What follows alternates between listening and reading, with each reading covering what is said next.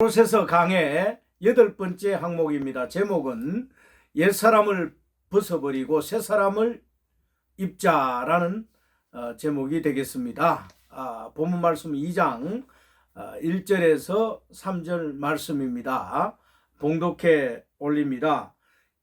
그러므로 너희가 그리스도와 함께 다시 살리심을 받았으면 위의 것을 찾으라. 거기는 그리스도께서 하나님 우편에 앉아 계시느니라.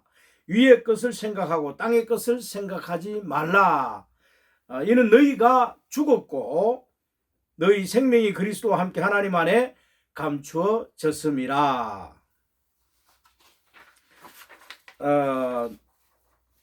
그러므로 그랬습니다. 그러므로 앞장에 언급한 것에 대한 부분의 원인과 결과로서 그랬기 때문에 그래야 한다 라는 교훈을 주기 위한 전개 접속사가 되겠습니다. 그러므로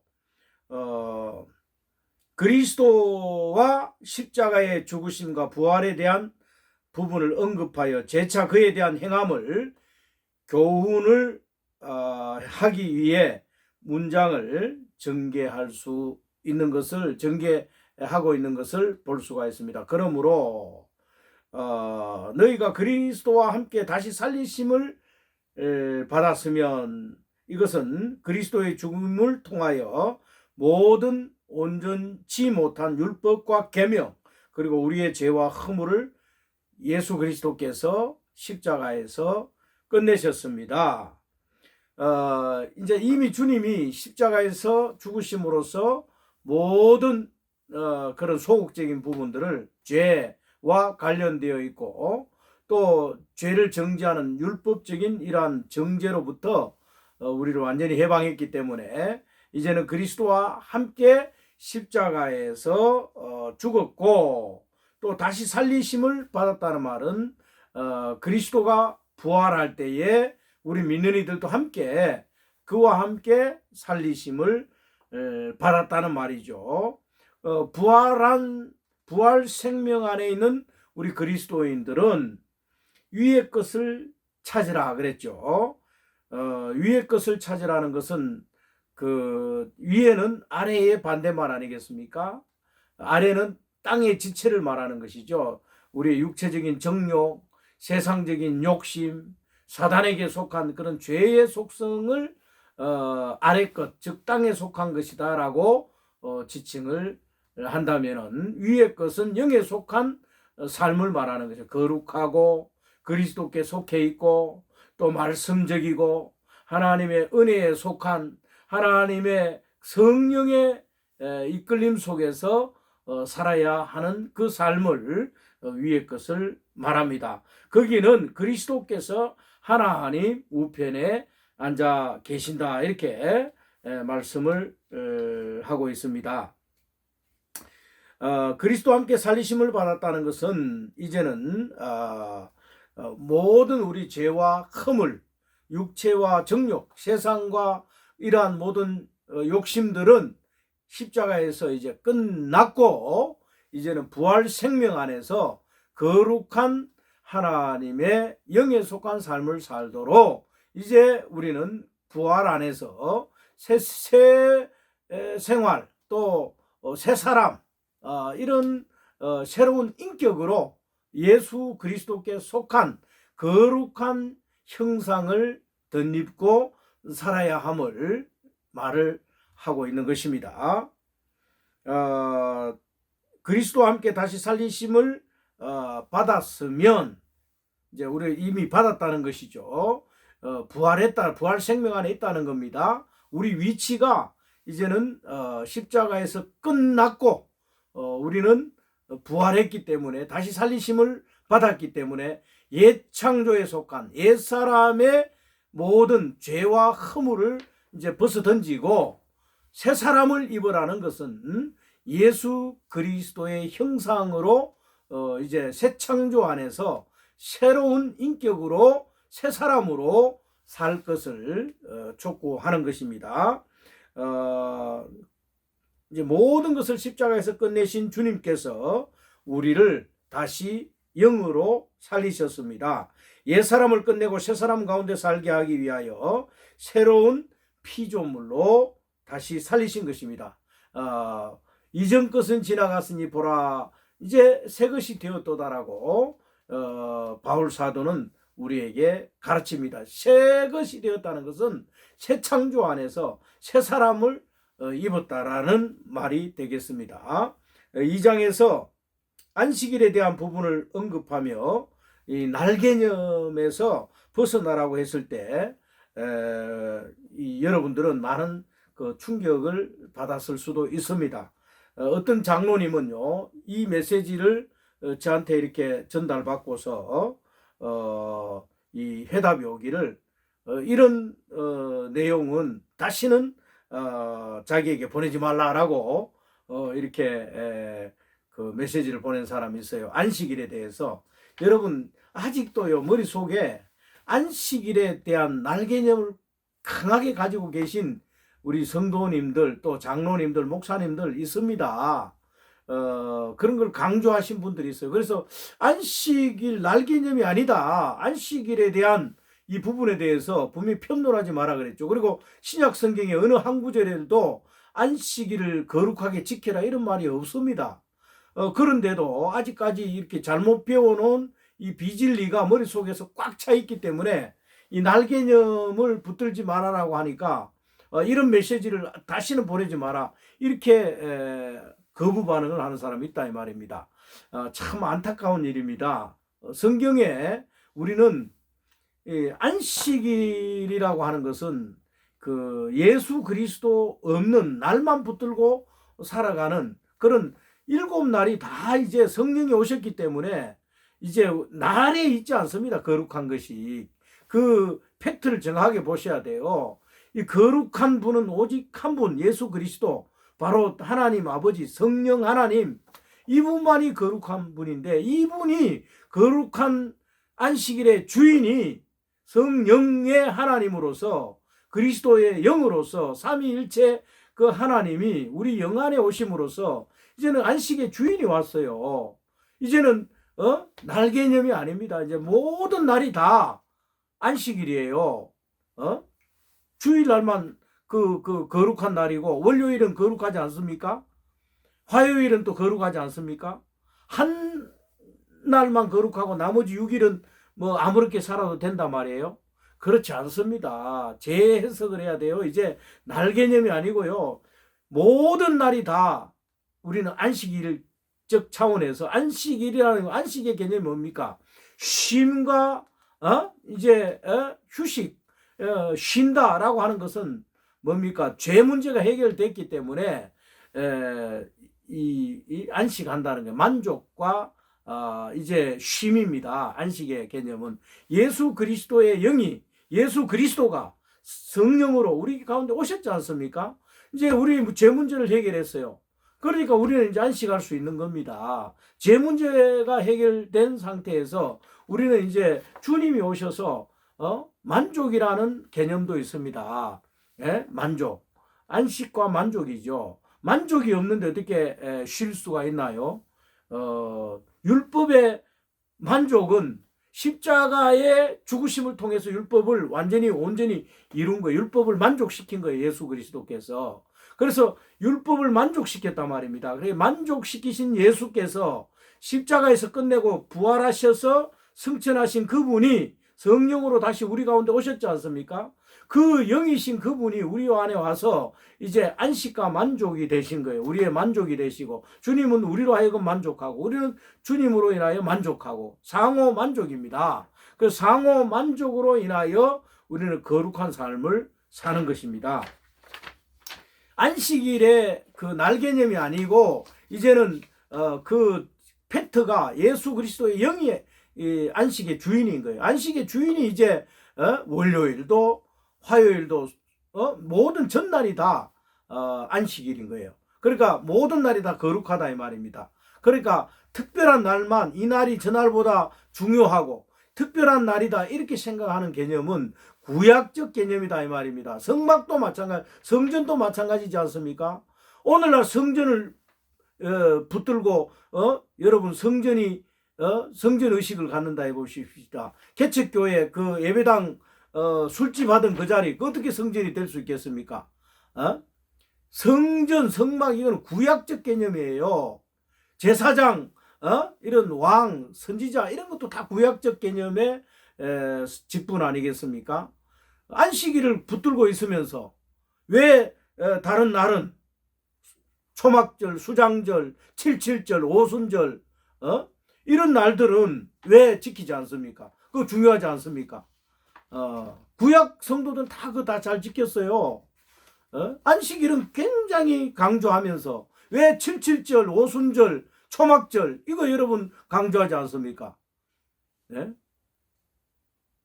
이것이 중요하다면 그것도 중요하지, 안식일이 중요하다면 그것도 중요한 거 아닙니까? 언밸런스 안 맞다 이 말입니다. 여러분 안식일의 개념을 정확하게 보셔야 돼요. 구약의 그런 그 모든 율법적인 그런 예표는 신약에 와서 그리스도가 오심으로써 완성된 겁니다. 구약적 차원에서 신약을 보지 마시고 신약적 차원에서 구약을 재해석하고 예수 그리스도를 통해서 그것을 이제 다시금 해석하고 신약의 예수 그리스도가 와서 무슨 말씀을 하고 계신가를 정확하게 봐야 돼요. 여러분 바리새인입니까? 서기관입니까? 사두개인입니까? 우리는 그리스도인입니다. 그 신약의 기독교인이라고 예수 그리스도를 추종하는 예수 그리스도를 믿고 따르는 그리스도인 아닙니까? 그럼 신약 성도들이 어떻게 했는가를 살펴볼 필요가 있죠. 굉장히 여러분 신학을 이제 다시 공부를 하셔야 돼요. 신학이 전혀 없다 이 말입니다. 공부가 없어요. 그러니까 막 그냥 과거에 어느 목사님이 그렇게 부흥에 와서 그렇게 이야기하더라, 카더라 그런 이제 의식을 내려놔야 됩니다.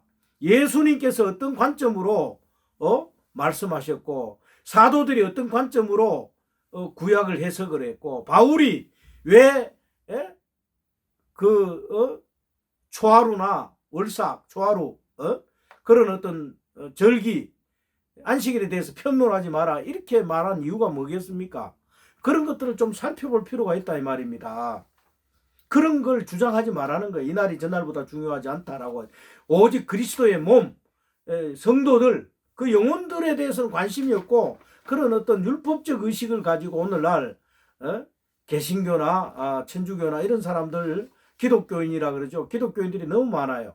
유대교로 돌아가는 것입니다. 그것은 유대교는 그리스도 없는 그리스도 빠진 그런 율법을 가지고 절기를 가지고 그 날 개념을 붙들고 있고요. 안식일 그걸 잡고 있는 거예요. 안식교. 다른 안식일을 지키려면 확실하게 지키든지 그것도 아니지 않습니까? 안식일날 여러분 나무하러 간 사람요 잡히면은 돌에 맞아 죽습니다. 오늘날 안식일 어기면은 돌로 찍어 죽입니까? 슈퍼마켓 운영하는 그 집사님 가서 문 열었어요. 주일날. 그 안식일을 주장한다면 그 사람 치리해야 되지. 어느 장로님이 치리한 거 봤습니까? 목사님이 그 치리한 거 봤습니까? 안식일날 나무하러 간다는 일하러 간다는 건데 오늘 출근해서 안식일날 장로님이 뭐 회사에 할 일이 있어서 가서 일을 했어. 그 사람 치리 받습니까? 안식일을 왜 주장하면서 그렇게 강력하게 외치지 못합니까? 안식일이라는 개념은요, 구약적 차원에서 안식일을 들여다본다면은 안식 5일 이상,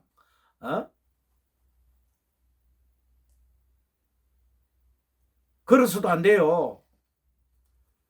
일해서도 안 되고, 출근해서도 안 되고, 장사해서도 안 되고, 그런 거 다 지키지도 못하면서 안식일을 붙들고 있고 말이죠. 붙들 필요가 없어요, 이제는. 주님이 이제는 성령의 법이, 이제 성령의 마음의 우리 신비에 새겨진 그 법이 돌판에 새겨진 법보다도 이제 살아있는 그 성령의 음성이 더 성령의 법이 우회라는 거예요. 이거 완성입니다, 완성. 더 강화된 거예요. 구약에는 한 날만 거룩하게 지키면 되지만 신약에는요, 한 날이 아니고요, 7일 모두가 다 거룩하게 지켜야 돼. 거룩하게 지키지 않으면 성령이 우리를 징계하신단 말입니다. 에? 한 날은 거룩하게 지키면서 다른 날은 아무렇게 살아도 되는 거예요? 아닙니다, 여러분. 안식일의 개념 다시 재정립하시기 바랍니다.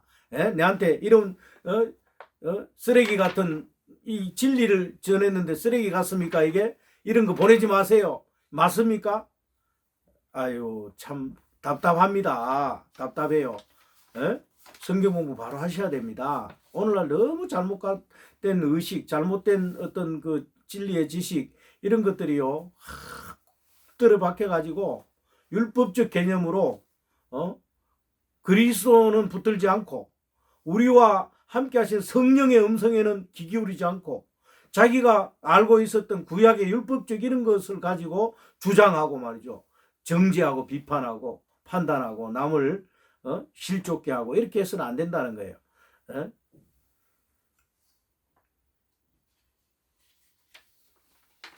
이 안식일에 대한 부분에 대해서는 우리가 다시 한번 더 깊이 인식하면서 왜 신약의 이게 구약적 안식일과 신약의 안식 개념이 다르다는 것인가를 좀 연구하시고 바울이 가르친 그 말씀에서 답을 찾기를 바랍니다. 제가 이렇게 안식이 날 개념 잡지 마라 그런다라고 해서 이게 진리가 그렇고 안 그렇고 그런 게 아니에요. 진리라는 것은 그 불변의 원칙, 성경에서 주장되어지고 있는 주관적인 지식이 아니고 객관화된 하나의 바울이 가르치는 그 사도들의 가르치는 그런 부분들이 일관되게 신약 성경에 흐른단 말이에요. 대충 보고 여러분 안다고 하지 마십시오. 성경을 치밀하게 보시고 전체적으로 놓고 연구하고 사도들이 어떻게 이 안식일에 대해서 정립을 했고 바울이 어떻게 가르치고 있고 신약 성도들은 어떻게 이 안식이라는 개념을 가지고 신앙생활을 했는지 성경적 차원에서 해답을 찾아야 되는 거예요. 구약과 신약을 막 짬뽕을 해가지고 이것이 저것인지 저것이 이것인지 혼돈한 상태에서 성경을 그렇게 보시면 안 됩니다. 하나님의 경륜적 관점에서 이렇게 보셔야 되는 거예요. 구약도 신약적 차원에서 재해석이 돼야 되는 거죠. 안 그러면 구약 따로 신약 따로 이러니까 구약 성경을 그대로 구약을 붙들고 있고 그럼 초막절 지키고 칠칠절 지키고 장막절 지키고요. 성막 성전 그거요 붙들고 있고 안식일 붙들고 있고 유대교 아닙니까? 유대교 구약 그대로 가지고 신앙생활하면 유대교로 돌아가는 거예요. 모든 것은 실제가 왔단 말이에요. 실제 그리스도가 실제이고 이것들은 다 예표라 그랬어요. 그림자 장차 올 것에 대한 그림자 메시아에 대한 그림자라 이 말입니다. 주인이 왔기 때문에 주인은 붙들어야 되는데 주인은 거절하고 껍데기만 붙드는 이게 유대교 아니겠습니까? 사두개인 바리새인 그 다음에 서기관과 율법주의자들 아닙니까? 유대교 아닙니까? 유대교는 끝났지 않습니까? 예수 그리스도가 오심으로써 여전히 오늘날 성경의 진리가 깨달음이 부족한 그런 성도들 보면 그런 목회자들 보면요 여전히 구약을 붙들고 있는 거예요. 구약적 그 유대교적 신앙을 갖고 있다 이 말입니다.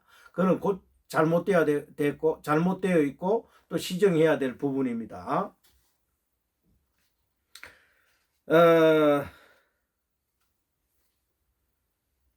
위의 것을 찾으라. 즉 위의 반대는 땅이죠. 땅의 것은 썩어질 그런 육체적인 삶을 말하고 위의 것 썩지 아니할 영에 속한 것을 말합니다. 영에 속한 삶, 즉 썩지 않을 영생을 추구하라는 말입니다. 영에 속한 삶을 살고 썩지 아니할 것을 추구하고 이제는 육체적인 이런 것에 너무 거기에 빠져 있지 말고 우리의 눈을 이제 하늘로 영적인 하늘이라고 하면 영의 세계를 말합니다.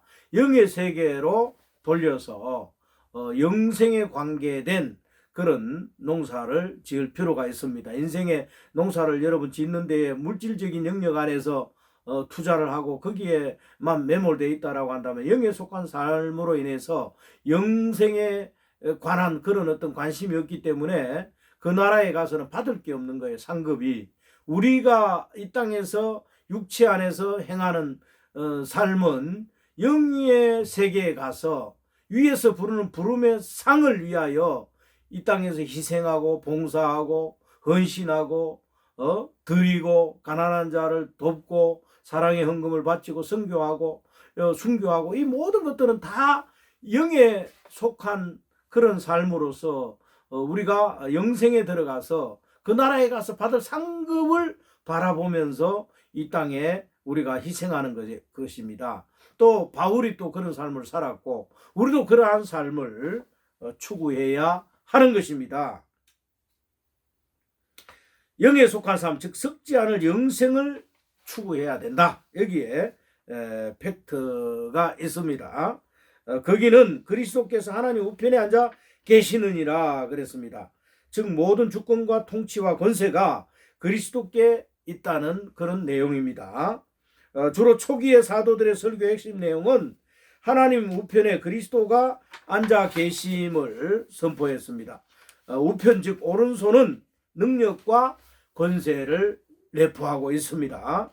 위의 것을 생각하고 땅의 것을 생각하지 말라. 이 말씀은 옛사람과 새사람, 육과 영, 땅과 하늘, 아담에 속한 것과 그리스도께 속한 것, 이런 어떤 이분법적 육체와 영, 땅과 하늘, 그리고 옛사람과 새사람 이렇게 딱 구분을 해놓습니다.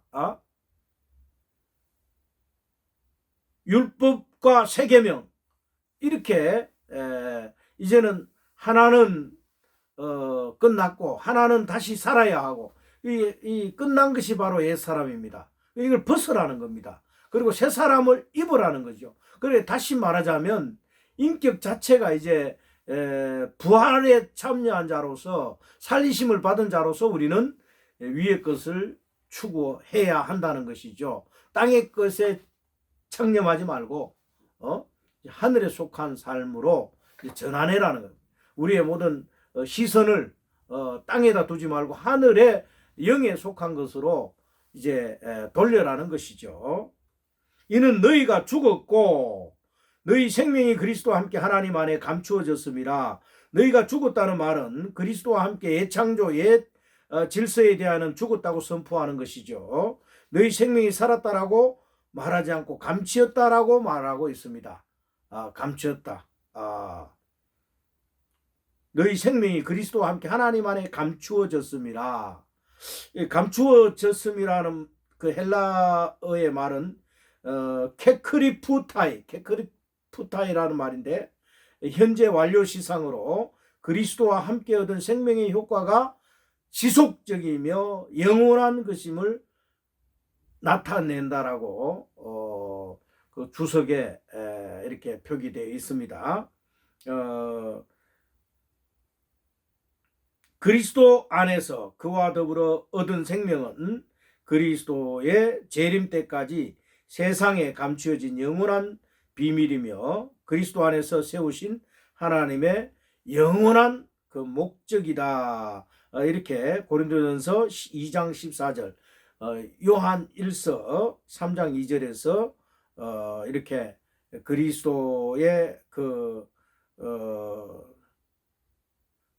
놀라운 어떤 그 그리스도께 속해 있는 그 생명의 이 부분은 재림 때까지 세상에 감춰진 영원한 비밀이며 그리스도 안에서 세우신 하나님의 영원한 그 목적이다라고 성경에서는 말합니다. 이 생명이 굉장히 그 영원한 생명, 피조되지 않고 스스로 존재하신 하나님의 생명, 이 성령의 생명, 이 하나님 생명이죠. 하나님 생명이 우리 안에 와서 우리로 하여금 이제 새 생명을 얻게 해서 새 사람이 되게 했고 새 창조 안에 새 사람이 되어서 이 생명이 없어지지 않고 하나님 안에 그리스도 안에 이 감추어져 있다 이렇게 표현함으로써 이제 우리는 다시 이 거듭난 생명이 영원한 생명, 이 놀라운 영생의 생명이 때가 창 경륜하서 때가 되면 이제 그리스도의 재림 때에 이 생명이 이제 빛을 보는, 그래서 이제 실제로 실존적으로 이 부활 생명이 영생으로 옮겨가는 그런 어떤 불신자들은 이 생명을 알 수가 없죠. 그래서 이게 감추어졌다. 세상에 그런 비밀적인 것이죠. 이 생명은 세상에 모든 사람들이 살고 있지만 이 생명에 대해서는 다 모릅니다. 그 어느 누구도 이 생명에 대해서는 믿는 이들만 아는 감추어진 비밀입니다.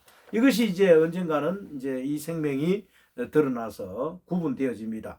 예수를 믿는 사람들은 영생의 나라로 천국으로 옮겨져 가지만 구원받지 못한 사람들은 영원한 흑암 속에 멸망받을 것입니다. 사랑하는 여러분들, 이 생명을 우리는 소유했지 않습니까? 이 생명이 우리의 소망이고 우리의 영생이며 우리가 가지고 있는 놀라운 비밀입니다.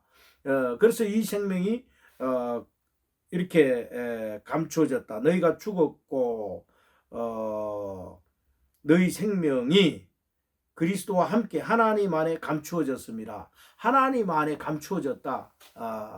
이거는 굉장히 이 비밀스럽다 이 말입니다.